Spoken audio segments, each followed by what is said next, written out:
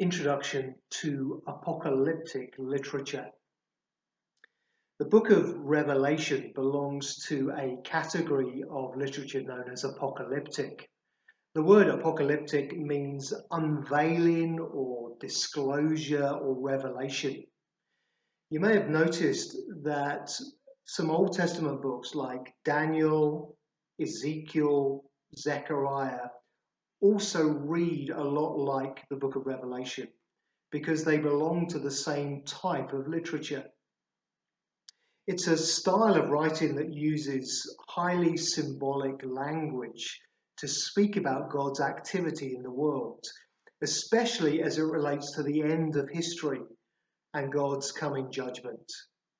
It often includes angelic figures who interpret the visions given by God and disclose their meaning.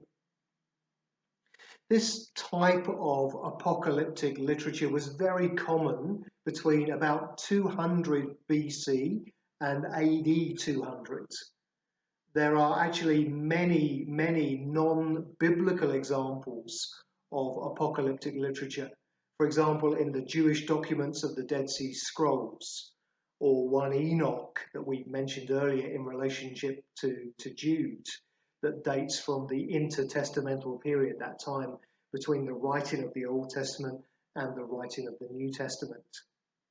Like the book of Revelation, this literature used colourful visions and numbers and symbols to convey its meaning and its message. Often this type of literature was written against a backdrop of suffering or persecution for God's people. And that also seems to be the background to the book of Revelation, where Christians were suffering for their faith under the Roman Emperor Domitian at the end of the 1st century.